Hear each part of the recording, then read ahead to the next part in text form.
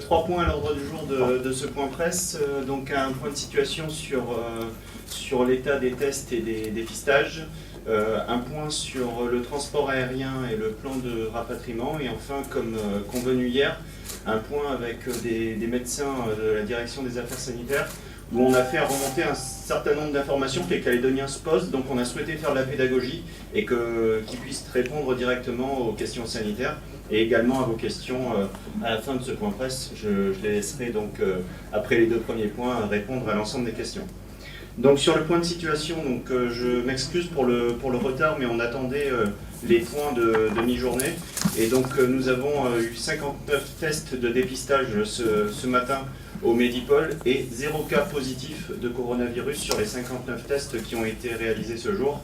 Donc nous restons à 14 cas positifs de coronavirus en Nouvelle-Calédonie, donc 0 test positif aujourd'hui à la mi-journée.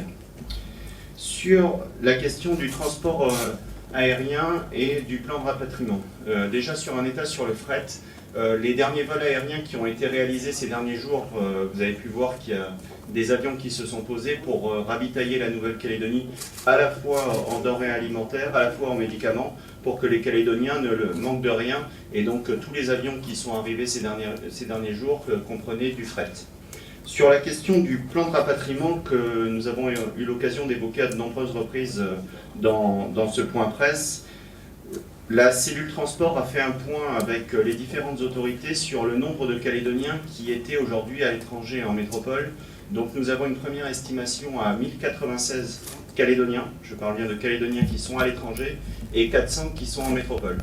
Avant de rentrer dans le détail du plan de rapatriement, je souhaitais, au nom du gouvernement, avoir une pensée particulière pour ces personnes. Je sais qu'il y a certains d'entre eux qui nous regardent par l'intermédiaire des médias ou par l'intermédiaire d'Internet. Nous savons que vous avez vécu une période qui a été très compliquée pour certains d'entre vous. Tout le gouvernement a été mobilisé pour vous ramener à la maison, que ce soit le président du gouvernement, le vice-président qui est en charge du transport et l'ensemble des membres du gouvernement. Nous nous sommes organisés aujourd'hui pour proposer un plan de rapatriement qui vous ramènera à la maison dans les prochains jours. Ce plan débutera, je l'espère, très rapidement, on l'espère dès la semaine prochaine, mais la date définitive est en cours de définition avec les autorités compétentes que sont le gouvernement, le Congrès, les provinces, le Sénat coutumier et le CESE qui seront consultés sur la date de début de ce plan de rapatriement. Mais ce que je peux déjà vous dire, c'est que ce plan, il sera dans des conditions extrêmement strictes au niveau sanitaire pour protéger la Nouvelle-Calédonie. Déjà, je confirme bien que toutes les personnes qui rentreront seront des résidents calédoniens. Les non-résidents restent interdits de Nouvelle-Calédonie, et donc ce seront les résidents, et exclusivement les résidents, qui rentreront en Nouvelle-Calédonie. Sur une double sélection, une première sélection pour ceux qui seront autorisés à prendre l'avion de manière prioritaire, avec un certain nombre de critères. Premier des critères, nous rapatrierons en priorité le personnel médical, pour qu'ils puissent assister les services sanitaires de la Nouvelle-Calédonie dans la crise que nous connaissons aujourd'hui. Le deuxième critère, sur les personnes qui sont dans des états sanitaires compliqués, donc qui sont malades, ou des femmes enceintes ou des personnes en situation de handicap, qui ont besoin de rentrer rapidement en Nouvelle-Calédonie pour pouvoir bénéficier de soins. Les personnes en état de difficultés financières avancées, notamment des étudiants qui sont bloqués aujourd'hui dans différents pays et qui n'ont plus les moyens de subvenir à leurs besoins. Et enfin, les deux derniers critères qui sont les arrivées à terme de visa et également les familles avec enfants.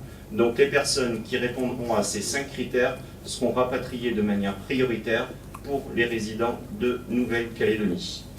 Ensuite, sur cette base de cette première sélection, quand ces personnes arriveront à Tontouta, ils feront l'objet d'un contrôle des autorités sanitaires de manière extrêmement stricte. Et donc, en fonction du diagnostic qui sera fait par les autorités sanitaires, ces personnes seront soit placées en confinement total chez elles pendant 14 jours, avec un contrôle régulier des forces de l'ordre et des autorités sanitaires pour avoir un contrôle de ces personnes, donc une période de quatorzaine obligatoire. D'autres personnes pourront être placées totalement en isolement dans des hôtels ou au CIS s'ils comportent des risques plus importants. Et enfin, dans un cas qui serait plus grave, des personnes pourraient être placées directement au Medipôle pour un test immédiat pour protéger ainsi les Calédoniens. Vous comprenez bien que nous avons deux priorités dans ce sujet-là, à la fois ramener les Calédoniens à la maison, mais également protéger la Nouvelle-Calédonie de l'épidémie du coronavirus. Donc c'est comme ça que ce plan a été construit, pour que nous répondions à ce double objectif. Voilà. Donc je vais laisser la parole aux deux personnels de la direction des affaires sanitaires et sociales. Comme je le disais en introduction, nous avons une volonté au gouvernement de transparence sur les chiffres. Nous vous communiquons l'ensemble des chiffres et nous essayons de répondre à vos questions, mais également de pédagogie sur cette crise qui est inédite. Et donc 2 fois par semaine, vous aurez des personnels des affaires sanitaires et sociales, des autorités sanitaires qui viendront répondre à vos questions. Je vous remercie. Bonjour, je vous remercie. Tout d'abord, nous allons répondre aux principales interrogations que vous nous avez faites remonter. Et la première, c'était le parcours du cas confirmé. Donc, comme vous l'avez entendu, nous avons donc 14 cas confirmés sur 521 personnes qui ont été testées à ce jour. Alors, le cas confirmé, c'est une personne pour laquelle il y avait des symptômes, elle avait des symptômes et elle a eu effectivement ce prélèvement nasopharyngé qui a confirmé le diagnostic de coronavirus. Systématiquement, toutes ces personnes sont envoyées pour un suivi médical et un isolement au Medipôle. Jusqu'à présent, c'est ce qui s'est passé. Voilà.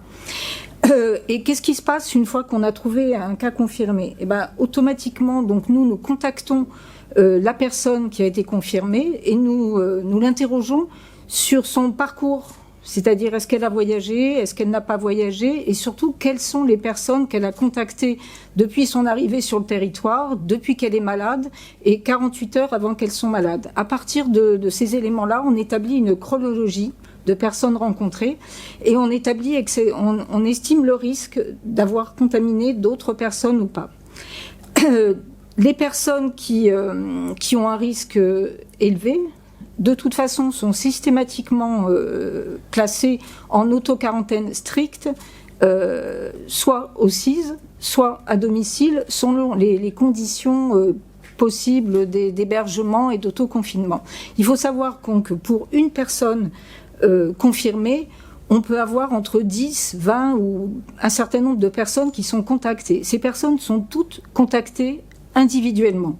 Et le risque est évalué selon une grille qui est la même pour tout le monde, pour estimer effectivement si ces personnes déjà sont asymptomatiques, c'est-à-dire qu'elles n'ont pas de signes, et si les personnes ont des signes, elles ont un prélèvement qui est effectué, le prélèvement positif, la personne va à l'hôpital.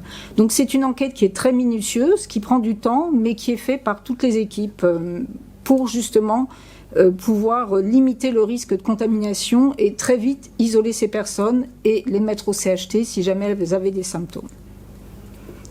Voilà. Je laisse la parole à mon confrère. Merci. Bon, bonjour. Donc après, sur la partie des signes cliniques, donc c'est une question qui est remontée. Qu'est-ce que sont les symptômes que peut présenter un patient qui présente une pathologie Covid-19 ? Donc ce qu'on appelle un syndrome grippal. Donc c'est des signes type de la fièvre, des courbatures. Des gens ont déjà eu ces symptômes. C'est des symptômes qui sont très fréquents dans les pathologies virales. Et donc du coup, on a à peu près les mêmes symptômes. C'est pour ça dans la stratégie de prise en charge de ces patients, il nous avait semblé pertinent et que ça soit les médecins traitants des patients qui les connaissent le mieux, qui puissent analyser ces patients, les examiner et voir si ces patients présentent les symptômes qui sont en faveur d'un Covid-19. Et si c'est en faveur, ces patients sont orientés vers un centre de prélèvement permettant de réaliser un prélèvement. Ce prélèvement, le patient en attendant est mis à domicile en auto-isolement jusqu'au résultat du prélèvement. Si le prélèvement est négatif, voilà. Si le prélèvement est positif, le patient il est automatiquement recontacté, il est conduit au CHT pour procéder à un isolement et les services de la veille sanitaire s'occupent de refaire tous les cas contacts de ce patient comme on vous l'a expliqué juste à l'instant. Ça c'est la première partie, donc on étudie toute cette partie et on voit. Sur la deuxième partie, c'est est-ce qu'on a la capacité de prendre tous ces patients. Donc c'est ce qu'on fait tous les jours, c'est qu'on étudie l'état des lits de tout le territoire. On regarde exactement combien il y a de places qui restent, combien il y a de places de réanimation. Et actuellement, nous avons les capacités de prendre à peu près plus d'une centaine de patients. Ça, on travaille étroitement avec l'ensemble des établissements. On a une coordination qui est aussi bien entre la ville et les hôpitaux et les provinces, qui sont aussi des acteurs très importants dans le domaine et qui nous permettent en fait d'avoir un suivi et un maillage sur l'ensemble du territoire de la Calédonie. L'idée globale, c'est de permettre de maintenir la qualité des soins pour l'ensemble des patients calédoniens. C'est notre priorité. C'est-à-dire que le patient qu'il ait le Covid-19, on va l'isoler, protéger la population, mais qu'il ait un diabète ou qu'il ait une insuffisance rénale, il faut aussi le prendre en charge et on doit maintenir cette qualité. C'est notre principale préoccupation et on fait tout pour que ça le soit. Actuellement, nous avons des patients qui sont Covid-19 au sein du CHT, 14 patients. Ces patients sont tous bien portants, aucun souci. Aucun patient n'est passé en service de réanimation à ce jour. Ces patients, s'il n'y avait pas besoin de les isoler, seraient déjà chez eux. C'est surtout ça qu'on voulait vous dire. Après, sur la partie des centres de prélèvement, donc les centres de prélèvement, comme vous avez pu voir, il y a une tente de prélèvement qui est située au niveau du Médipôle de Koutio. On a une tente de prélèvement qui est située au niveau du centre hospitalier de Koné, du centre hospitalier de Koumak et du centre hospitalier de Pointe-Dimier. L'idée était d'avoir à peu près un maillage sur l'ensemble du territoire, ce que je répète. La deuxième chose, c'est qu'on a les îles Loyauté. Et actuellement, les îles Loyauté, l'ensemble des dispensaires des 3 îles Loyauté ont été dotés d'équipements pour pouvoir faire des prélèvements et que s'il y a des cas suspects qui se présentent, que l'on puisse faire les prélèvements, mettre le patient en isolement en attendant le résultat, communiquer le résultat. Actuellement, ils sont négatifs. Les résultats, le patient retourne chez lui rassuré. Voilà. Actuellement, c'est ça pour les centres de prélèvement. Voilà. D'accord. Concernant les éléments complémentaires donc pour affronter cette crise sanitaire, donc nous pouvons vous confirmer que les professionnels de santé ont bien reçu des kits de protection, des masques, que, comme vous l'avez dit déjà, il y a déjà plusieurs semaines, les professionnels de santé avaient eu un premier kit pour le premier patient qui arriverait dans leur cabinet à l'époque où il n'y avait pas de circulation, enfin pas de cas diagnostiqués. Depuis, les praticiens ont reçu des masques chirurgicaux. Cette livraison a été effectuée en 2 salves les 20 et 24 mars, avec plus de 50 000 masques qui ont été livrés. Des masques FFP2 ont été livrés aux professionnels qui avaient, pour les gestes invasifs, comme le prévoient les recommandations, voilà, particulières, c'est-à-dire lorsque les patients sont amenés les médecins sont amenés à faire des prélèvements nasopharyngés, à intuber, ou certaines professions, comme les dentistes par exemple, qui travaillent avec des patients bouche ouverte, donc avec le risque de projection. Les professionnels de santé qui n'auraient pas pu encore avoir des masques se sont fait connaître à la DAS et donc ces masques ont été mis à disposition où on leur a donné le lieu de dépose pour qu'ils puissent en récupérer. Et des masques ont été aussi envoyés dans les établissements pour personnes âgées, pour protéger, donc pour les soignants et en cas de personnes, de pensionnaires malades.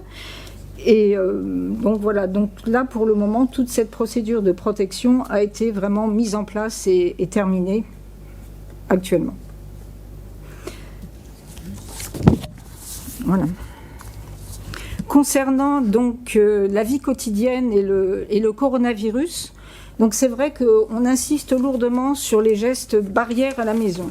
C'est-à-dire qu'aujourd'hui, qui que ce soit, n'importe quel Calédonien doit se laver les mains régulièrement à l'eau et au savon pendant 20 secondes au minimum, et on insiste lourdement. Le Covid ne passera pas par les mains des Calédoniens si ceux-ci se les lavent régulièrement et respectent un certain nombre de conseils qui leur ont été déjà donnés, mais on ne peut qu'insister sur ces éléments-là.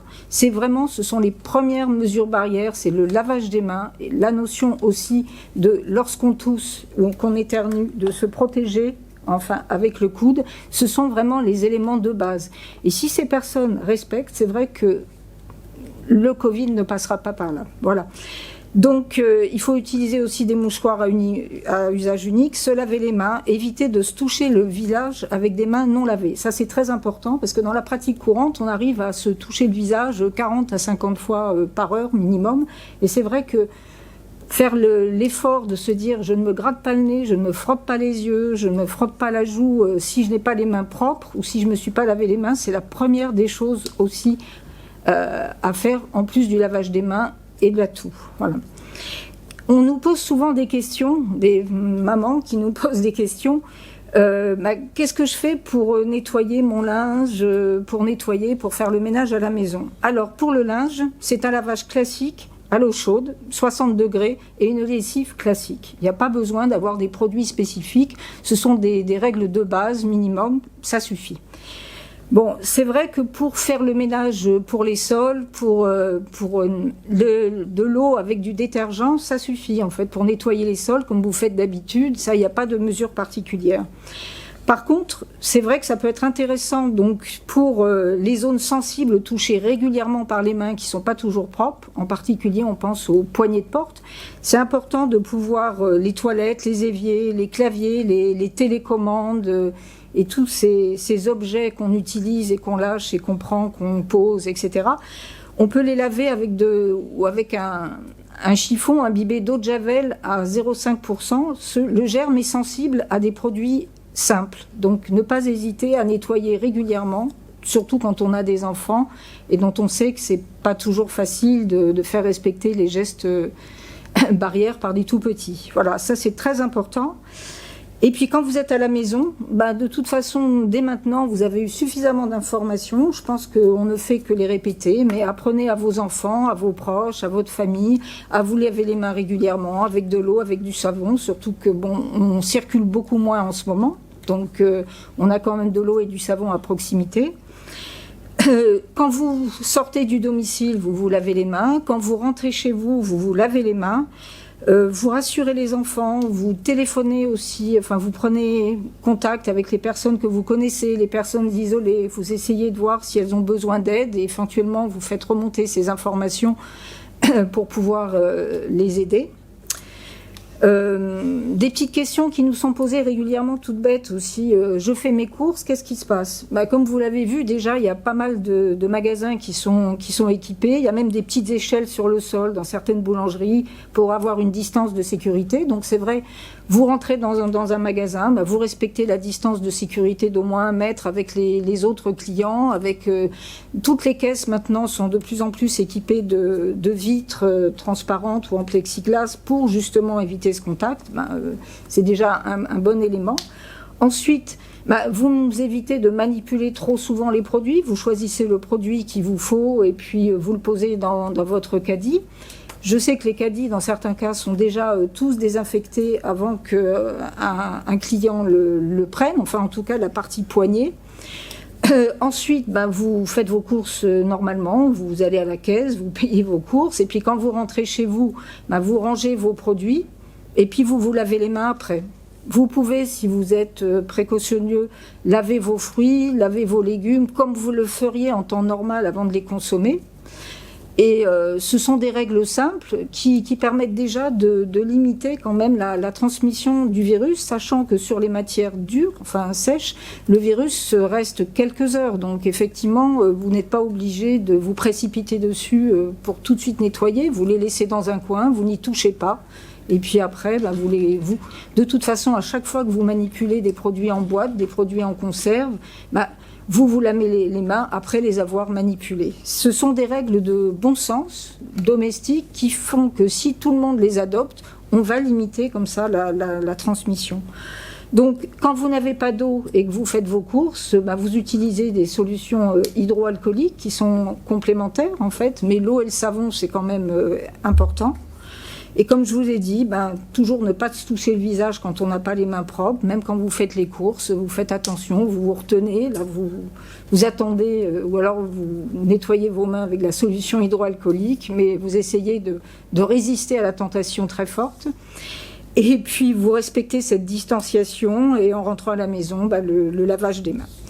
Concernant la notion, vous avez posé des questions sur prendre sa température. Vous n'êtes pas malade, vous ne revenez pas de voyage, vous vous surveillez. Et si vous avez le moindre signe, le moindre symptôme, vous prenez votre température et ensuite vous contactez par téléphone votre médecin traitant et vous faites le point avec lui. Sinon, si vous n'êtes pas malade, vous n'avez pas besoin, a priori, de surveiller votre température. Les seules personnes auxquelles on a demandé de surveiller leur température 2 fois par jour, ce sont les personnes qui reviennent de voyage, où là, ça rentre dans le cadre de l'autosurveillance pendant les 14 jours après leur retour de voyage. Voilà, ce sont les... Alors, d'autres petites questions toutes bêtes qui sont posées. Est-ce que le virus se transmet donc par la faune des fruits et légumes et les emballages? Comme je vous l'ai dit tout à l'heure, vous n'y touchez pas tout de suite, vous nettoyez. Au pire, si vous pouvez, vous retirez tout ce qui est emballage en carton, vous jetez, vous gardez le reste. Vous lavez toujours les mains, c'est vraiment la base. Après, est-ce que les animaux domestiques peuvent transmettre, votre chat, votre chien peut transmettre le virus? À ce jour, non, il n'y a pas de transmission interespèces qui ont été objectivées. Après, le virus se transmet-il par les moustiques? Non, c'est pas le même virus que celui de la dengue, donc non, vous pouvez avoir et la dengue et le Covid, ce sont pas du tout les mêmes virus, les mêmes modes de transmission. Là, l'un n'empêche pas l'autre. Voilà. Et voilà, ce sont les éléments. Je vais laisser la parole à mon confrère. C'est à peu près les éléments que vous aviez. On a essayé de faire une réponse un peu globale pour l'ensemble des questions que vous aviez posées. Là, on peut rester à votre disposition si vous avez d'autres questions, qu'on puisse essayer d'apporter une réponse. On est là pour ça. Il y avait quelques questions que vous nous avez posées aussi sur les procédures pour la sortie des hôtels. Ah oui, donc, vous avez vu qu'il y avait un certain nombre de personnes qui ont été donc placées en quatorzaine donc dans les hôtels, et ce qui permettait de pouvoir donc avoir une autosurveillance. Ils étaient dans un lieu déterminé. Donc actuellement, il y a eu une évaluation de la capacité de chaque personne à pouvoir s'autoconfiner à domicile, ce qui permet effectivement de résoudre des problèmes sociaux, quelquefois des problèmes sanitaires aussi, parce qu'on a des personnes qui sont en difficulté, qui sont quand même dans de meilleures conditions de confinement chez elles ou à leur domicile. Et donc il y a une grille spécifique qui a été établie, et les personnes qui ont la possibilité humaine et matérielle et sanitaire de s'auto-confiner chez elles, donc, sont autorisées, on les autorise à changer de lieu de quarantaine, c'est-à-dire qu'elles sont toujours en quarantaine, mais elles sont dans un autre endroit que l'hôtel. Et il y a des personnes pour lesquelles, parce qu'elles ont des personnes sensibles à la maison, parce qu'elles ont des conditions de vie qui ne le permettent pas, à ce moment-là, ces personnes-là resteront à l'hôtel jusqu'à la fin de leur quatorzaine. Oui, on a évoqué vous avez évoqué le respect des bonnes pratiques, des gestes barrières, du lavage des mains. Est-ce qu'il y a des dispositifs spécifiques qui ont été mis en place dans les squats où il n'y a pas forcément d'eau courante? Alors c'est vrai qu'il y a eu des informations qui ont été faites. Il y a de l'eau courante dans les squats. Effectivement, elle n'est pas au robinet de la même manière que... Il n'y a pas un lavabo effectivement dans chaque maison. Je comprends bien que c'est quelque chose qui est beaucoup plus difficile à respecter que dans des villas ou des appartements. Il y a quand même des points d'eau. Il y a les services sociaux de la province en particulier qui font le point sur ces personnes et qui, si besoin, on envisagera donc avec eux, effectivement, si besoin, d'autres mesures ou d'autres placements selon les situations. Vous avez évoqué aussi la transmission du virus. On nous demande aussi, est-ce qu'il peut rester en suspension dans l'air? Donc là, on a pas mal de retours des différents pays. Il n'y a pas de... Alors c'est difficile à objectiver, mais il n'y a pas d'éléments qui permettent de confirmer qu'il y a une suspension. Il y a juste le moment où vous allez parler, vous allez projeter le virus, ça s'arrête là. Après, c'est un virus. Il n'a pas de capacité à vivre à l'air libre. Il a besoin d'un corps, d'un être humain pour vivre. Donc il n'a pas une capacité à rester sur l'air libre très longtemps. Et c'est pour ça que sur les surfaces, il n'a pas aussi la capacité d'y rester très longtemps. Il a besoin d'un hôte. Sur la période d'incubation, est-ce qu'elle est est-ce qu'elle est de 14 jours? C'est une moyenne, ça peut être plus, ça peut être moins? Donc là, c'est pareil. On a... si je peux me permettre, une chance qu'on est un peu en décalé par rapport à d'autres pays. Donc on a pas mal de littérature qui nous afflue et on prend ce qu'ils nous disent. Donc on voit dans différents pays, pour le moment, on est tous fixés sur 14 jours. C'est vraiment donc c'est une moyenne, mais c'est vraiment une moyenne qui se retrouve un peu partout dans tous les pays. Donc on reste sur cette date-là. ce nombre de jours-là, cette quatorzaine. Oui, c'était au sujet du CIS. Il y a combien de personnes actuellement encore là-bas? Et on nous a rapporté qu'il y aurait eu des cas de positifs qui se seraient, enfin donc le Covid se serait transmis là-bas au CIS durant la quatorzaine. Il y a 23 personnes au CIS. Alors il faut savoir que le CIS, ça a été donc au départ l'indication, c'était des personnes qui étaient des contacts rapprochés et à risque de cas confirmés. Et on a regroupé donc les personnes par cas confirmé ou par niveau de risque. C'est-à-dire que les personnes sont arrivées en même temps, et c'est-à-dire au même moment de l'exposition. Donc effectivement, il y a eu des personnes qui ont eu leur période d'incubation et qui ont développé la maladie au CIS. Et il y a des personnes qui ont été exposées au même moment à la même personne, qui ont développé des symptômes à 24 heures d'intervalle. Donc 24 heures d'intervalle, c'est trop court pour être une période d'incubation, de transmission interpersonne en fait. Et comme ce sont des personnes avec des flux de personnes selon la même date d'exposition, il est bien évident qu'à un moment donné, on peut avoir des personnes qui ont eu la même exposition au même moment, qui développent les signes avec quelques jours de décalage en fait. Mais c'est vrai que déjà elles sont regroupées par rapport aux cas confirmés et elles sont bien identifiées par rapport à la filière cas confirmée en fait. Voilà. Et donc les statistiques jusqu'à hier qui faisaient donc état de 14 personnes atteintes, oui. Est-ce qu'il y a toujours qu'un seul cas endogène, c'est-à-dire qu'une personne qui a été rendue positive au Covid-19 en Nouvelle-Calédonie par un cas importé? Alors, pour vous répondre, donc effectivement, donc, parmi les 14 cas, nous avons 13 cas qui sont tous rattachés à un voyage, à un voyageur. Et il y a un cas qui nous pose problème parce qu'au niveau de son environnement personnel, on n'a pas retrouvé précisément le voyage direct, mais on est toujours en cours d'investigation dans des contacts un petit peu plus distants et on continue l'investigation pour essayer de rattacher ce cas à une notion de voyage. Parce que l'environnement proche a été testé et on n'a pas retrouvé cette notion. On a une notion de voyage, en fait, c'est un petit dans deuxième génération, mais on continue à investiguer pour essayer de voir si on ne retrouve pas des contacts peut-être un petit peu plus sociaux qui ont eu lieu à ce moment-là et qui seraient de retour de voyage. Donc on poursuit l'investigation pour essayer de déterminer le type de cas précisément.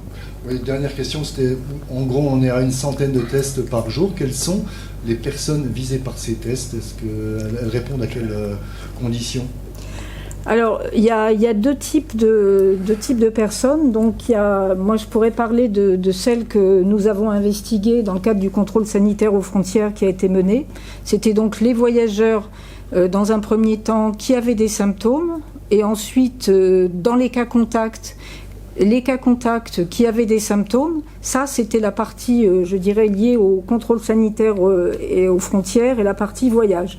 Après, il y a une autre procédure aussi qui a été mise en place que va vous présenter mon confrère. Donc là, il y a une deuxième procédure. Alors que vous compreniez, c'est un prélèvement. Le but est simplement de voir si le virus circule dans la population générale suite à ce cas isolé. Il faut qu'on puisse savoir s'il n'y a pas d'autres cas isolés. Donc on a décidé de faire une politique de prélèvement de patients symptomatiques. Je précise, il n'a pas d'intérêt de prélever des gens qui ne présentent pas de symptômes cliniques. De toute façon, le résultat ne sera pas probant et ça n'éliminera pas le risque que le patient soit malade ou pas. Donc on dépiste toute personne qui présente un syndrome grippal et qui peut aller dans un centre de prélèvement pour savoir si le virus circule. L'idée, c'est vraiment de savoir s'il circule au sein de la population. Ce que je disais tout à l'heure, si par contre ce patient il est positif, il sera immédiatement isolé au sein du CHT. Mais là, actuellement, ce n'est pas... la différence par rapport à ma collègue, c'est qu'avant, on attendait qu'il y ait un contexte épidémique, c'est-à-dire qu'il y ait un contact avec quelqu'un qui était confirmé ou un voyage récent dans les 14 derniers jours. Maintenant, on arrête cette partie-là pour savoir s'il y a une circulation. La province sud a annoncé avoir commandé des stocks de chloroquine et de l'antibiotique qui lui est associé en métropole. Comment ce stock pourrait être utilisé par les professionnels de santé et Et est-ce que la DAS travaille sur un protocole particulier pour son utilisation ou sa prescription? Donc oui, alors donc c'est suite à une étude qui a eu lieu en France. On est en train d'étudier cette étude et de voir en fait toutes les conditions qui ont été nécessaires pour la réalisation de cette étude et du protocole, parce que de la création du protocole dépend le protocole de l'étude qui a été réalisé sur 20 patients. D'accord, pour le moment. Donc, mais actuellement, on est vraiment en train on étudie toutes les possibilités. Il n'y a pas que cette étude, il y en a d'autres. Il faut qu'on fasse la relève. L'idée est vraiment d'essayer d'apporter le maximum de soins à l'ensemble des Calédoniens, et donc de voir s'il y a quelque chose qui existe à ce niveau-là. Oui, on fera ce qu'il faut. Je voulais savoir aussi, au niveau des EHPAD, est-ce qu'il y a vous avez parlé tout à l'heure de la distribution de masques, est-ce qu'il y a d'autres protocoles particuliers qui ont été mis en place? Donc on travaille avec les services de la protection sociale qui sont justement qui s'occupent des EHPAD, et puis aussi avec les provinces. Donc tous les établissements, mais pas que les EHPAD, les établissements personnes âgées, les établissements personnes handicapées, il y a quand même pas mal d'établissements qu'on appelle médico-sociaux sur le territoire. Donc il est en cours de finalisation des procédures de suivi des patients. Il y a quand même eu déjà des distributions. Donc ça, il n'y a pas de souci. Mais après, on est en train de prendre tous les éléments et particulièrement anticiper si jamais un jour il y a un cas positif dans un établissement médico-social. Il faut pouvoir apporter la juste et la réponse adéquate pour protéger l'ensemble des personnes qui résident dans ces établissements. Pour compléter ce qu'a dit mon confrère, il y a aussi déjà des mesures qui ont été prises relativement précocement qui consistent à limiter les visites dans les EHPAD. Et ça, c'est le premier point. Si effectivement toutes les personnes c'est un appel qu'on peut faire à la population, hein, vous rentrez de voyage dans les 14 jours, vous évitez d'aller rendre visite à votre grand-père, à votre grand-mère ou à une personne âgée, vous leur téléphonez, mais vous évitez, tant que vous n'avez pas passé cette période de 14 jours, de rendre visite à des personnes vulnérables. C'est du bon sens pour les personnes âgées, mais aussi quand vous avez des proches et que vous rentrez de voyage qui ont des maladies chroniques, dont on sait qu'elles sont fragiles, elles sont insuffisants rénaux, elles sont diabétiques, elles ont d'autres maladies chroniques, vous rentrez de voyage, vous n'allez pas les voir, vous les appelez tout simplement. Tout à l'heure, vous avez évoqué le fait qu'on pouvait à la fois contracter la dengue et le Covid.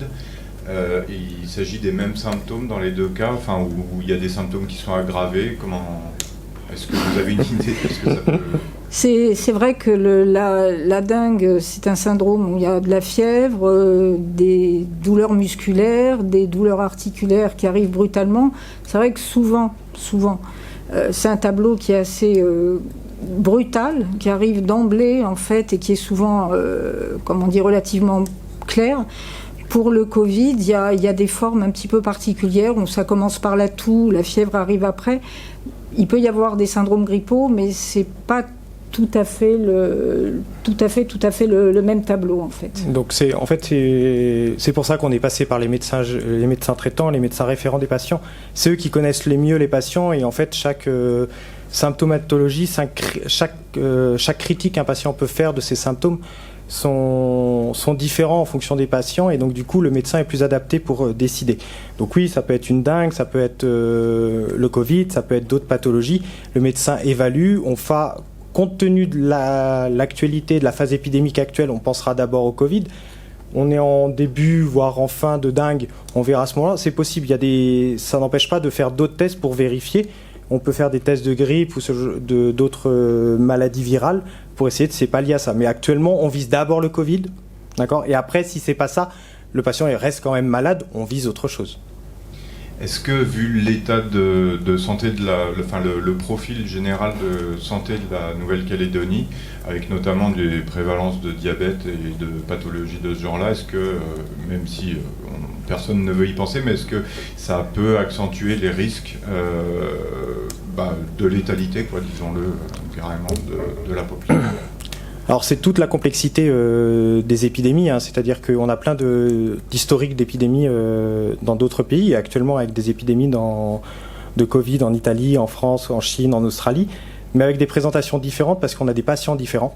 Et donc du coup on doit s'adapter. Donc on regarde les modèles qui existent dans tous les pays et on essaye de s'adapter, mais oui c'est quelque chose qu'on prend en compte, qu'on a des populations un peu plus fragiles à des endroits, un peu moins à d'autres. Mais là, on sait par exemple que particulièrement pour tout ce qui est pathologie respiratoire chronique, c'est très problématique ce genre de virus, et donc ils sont beaucoup plus surveillés. On cible et on s'adapte au fur et à mesure. De cette épidémie, ce qu'il faut savoir, c'est que vraiment tous les jours, on s'adapte, on refait un peu ce qui existe dans le monde, on réévalue, on revoit nos process, et ainsi de suite, pour essayer d'apporter toujours la meilleure qualité des soins. J'ai une question d'ordre pratique. Quand on se déplace en voiture, est-ce qu'on peut être 4 dans une voiture s'il y a des personnes qui n'ont pas le permis, qui font du covoiturage, pour les déplacements qui sont strictement nécessaires? Ah, ça va devenir compliqué pour la distanciation sociale. Hein. Après, ça peut être. On peut imaginer que 2 personnes dans une voiture qui ne sont pas malades et qui vivent sous le même toit, effectivement, ça peut être envisageable. Une personne sans symptômes, des personnes sans symptômes, sans fièvre, sans tout, pourraient sortir. Il y a on prend bien note qu'il y a des problèmes sociaux et qu'il faut aussi qu'on puisse s'adapter tout en gardant du bon sens et sans trop d'anxiété non plus. C'est-à-dire que des personnes qui ne sont pas malades, qui ne toussent pas, qui n'ont pas de fièvre, à titre exceptionnel, peuvent... On imagine bien un papy, une mamie qui ne conduit pas, quand il faut l'amener chez le médecin, on ne va pas dire si elle ne conduit pas, ben non, je ne la prends pas parce qu'il ne faut pas être plus d'une dans une voiture. Je pense qu'on adapte au cas par cas. C'est-à-dire qu'on évite de sortir à plusieurs et en tout cas d'être à 4 ou 5 dans une voiture, peut-être à 2, un devant, un derrière, et dans des situations bien précises où on n'a pas le choix. Et ce que je voulais dire aussi, c'est que nous, notre objectif à nous, là aujourd'hui, c'est de toutes ces mesures qui ont été mises, qui paraissent contraignantes pour les personnes, pour les citoyens, pour les voyageurs. L'objectif, justement, c'est de pouvoir anticiper le plus précocement possible pour diminuer la contamination interhumaine. C'est-à-dire que ces contraintes-là, qui ont été prises beaucoup plus tardivement dans certains pays, là on les prend tôt parce que nous sommes un petit pays, une île avec des capacités et des moyens qui sont déjà par rapport au nombre d'habitants supérieurs à d'autres pays, mais on veut préserver notre système de santé, on veut protéger nos patients chroniques avec des pathologies chroniques, et donc on met dès maintenant ces mesures contraignantes pour limiter cette diffusion, pour pouvoir répondre, pour essayer d'avoir un lissage dans le temps des cas et en tout cas pouvoir faire face à tous les problèmes et garder une qualité, comme m'a dit mon confrère, garder une qualité des soins permanente pour tous les patients, quels qu'ils soient. Bonjour. Est-ce que les masques et les gants sont réellement efficaces? C'est une question qui nous provient des réseaux sociaux. Alors, les masques, il y a plusieurs types d'utilisation. Il y a le masque qui est utilisé pour le soignant, et pour le soignant qui rencontre des personnes qui toussent, des personnes qui ont de la fièvre, il est important que le soignant se protège. Il se protège, lui, pour ne pas être malade. Il se protège aussi pour ne pas contaminer ses patients. Après, les masques, le médecin peut les donner dans son cabinet à une personne qui est malade, qui tousse en particulier. Le masque, il a pour effet d'éviter, quand la personne tousse, qu'elle projette les postillons, qu'elle projette les petites micro-gouttelettes aux personnes qui sont autour d'elle. Donc oui, c'est important. Le professionnel de santé, c'est important aussi, puisque lui peut être contaminé plus facilement qu'il se protège. C'est indispensable, c'est la base. Après, selon les types, je vous l'ai dit tout à l'heure, selon les types de gestes, il y a un type de masque spécifique. Par contre, une personne comme vous et moi, qui n'est pas malade, qui ne tousse pas, n'a aucune raison d'avoir ce masque. Je veux dire, c'est du gâchis, parce que nous savons bien que le masque, ce sont des produits qui sont précieux, qu'il faut utiliser sereinement, à bon escient et avec parcimonie. Et je voudrais juste rajouter aussi à ce que ma consoeur dit, c'est qu'en fait, des fois, le masque mal utilisé est même pire que des mains pas lavées, en fait. Et donc, du coup, le masque, ça a changé fréquemment. Donc, il faut plutôt privilégier une bonne hygiène. Et en fait, c'est vraiment ça qu'on revient, c'est une bonne hygiène, se laver les mains, prendre une douche, laver ses vêtements, pour en fait se préserver sa famille. C'est tout. Le masque n'apporte rien de plus, hormis pour les personnes malades. C'est tout. Et ensuite, est-ce que vous avez des nouvelles des patients qui sont au Medipol qui ont Covid-19 ? Mon confrère en a parlé tout à l'heure. Ce que je vous disais, actuellement, tous les patients sont, s'ils n'avaient pas à être isolés, ils seraient chez eux. Ils sont en bonne santé.